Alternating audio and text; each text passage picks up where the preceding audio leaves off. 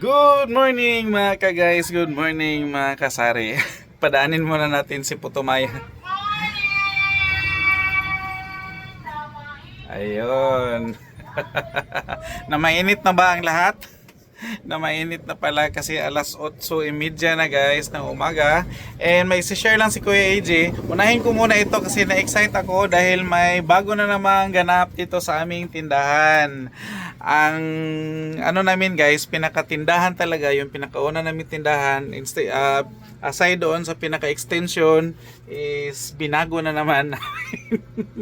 Courtesy of Mami Iya again. Plano-plano lang namin ito guys, pero grabe si Mami Iya. Pagka-plano namin nung magkape kami, after na magkape kami, inumpisahan agad. So natanggal na yung shelf natin dito and pinalitan namin ng maliit na lamisa na may kasamang table doon sa likod. Doon na kami magkape. And yung mga dilata namin is pinalik namin dyan sa dati niyang kinalalagyan. Yan talaga yung original ano niya guys. Yung mag-umpisa kami until na ano siya, na renovate ng ganito is dyan talaga yung posisyon ng ating mga dilata. So binalik namin siya dyan para maliwanag dito. Naglagay kami ng ilaw dyan. Actually may ilaw yan dyan noon. Pero nung maglagay kami dito ng ng shelf, hindi na siya mapansin dahil nakaharang siya, so madilim. Madilim dito banda. So ngayon is maliwanag pa sa sikat ng araw. Ang ating tindahan is maluwang na. So from dito sa ating bungad, sa may screen, sa may ng customers. Hi Venus, say hi sa vlog. Diretso na yung paningin ng mga customers dito banda sa likuran. So hindi na siya maharangan, and maharang kunti, ito na lang siya. Kunting-kunti na lang talaga na makita na yung mga noodles namin dito, pati yung ibang mga display dyan sa taas. Pati dyan, makita na yan siya doon sa harapan. And yung ibang mga yung ibang mga dilata, andito siya. Parang tour na rin ito. Andito yung ibang mga dilata at saka yung, syempre naka-glass ito. Dati kasi walang glass ito. And alam mo, season kasi yung mga mababait natin. Minsan wala, minsan meron. So sa ngayon wala po silang sightings. So okay lang, pero hindi kami pakampante. Nakasara pa rin yan siya palagi.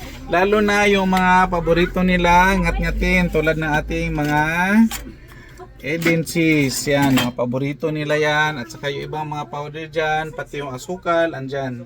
Nakakulong yan siya para iwas siya sa ngat-ngat. So safety yung ating mga ngat-ngatin. So alangan na ngat-ngatin nila yung mga dilata natin. So hindi yan mangat-ngat. So andyan siya, nakahilira yung ating mga dilata hanggang doon. So ganun ang display ni Kuya AJ ngayon. So tingnan mo, andito ko sa likuran, kitang-kita doon sa harapan. And kung andun sila sa harapan, kitang-kita din dito sa likuran. Ganun lang. So ito yung dito na excite si Kuya AJ. Gusto ko talaga i-share sa inyo. And ito na yung namin dito, working area ni Mami Iya. Makalat pa, sorry. Katatapos na namin magkape. At saka ongoing pa po yung mga konting arrangement na lang, pero ito na talaga yung posisyon namin. So hindi na siya masikip. And dito, hindi na rin siya masikip dito kasi yung ating Selecta ice cream is nakaharap na siya doon sa ating gulayan. So malaki na ang space dito against the light lang. Magsumba na si Mami Iya dito. Magsumba na daw kami para mag slim na ulit si Kuya AJ, mawala na ang malaking tiyan ni Kuya AJ. Si Mami Iya actually is nagwo-walking siya every morning. So ngayong umaga hindi siya nakapag-walk.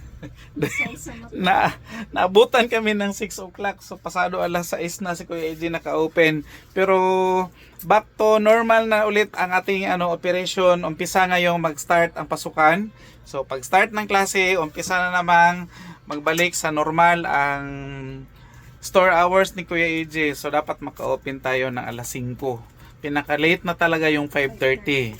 So alas 5 dapat, madilim pa is dapat open na si Kuya AJ. Tingnan niyo guys, di ba ang ganda? Comment down below kung hindi kayo nagandahan. Kahit makalat siya guys, pero maganda sa tingin ni Kuya AJ. Hindi lalim ang mag-arrange. Hindi daw lalim ang mag-arrange, sabi ni Mami Iya. Dili lalim, pero pag siya manggod ang siya manggod ang kanang may plan or ginagawa niya talaga agad. Hindi niya gustong pabukasan. So, nung mag-plan kami na habang nagkape kami, is pagkatapos namin magkape, tinira niya kaagad. So, ito yung result. So, okay. Nagandahan ako, nagandahan siya. Iwan sa inyo kung nagandahan kayo. So comment down below. And bye bye muna for now. Yan lang muna ang quick update ni Kuya AJ sa ating tindahan. Bye mami. Bye bye. God bless. Continue ang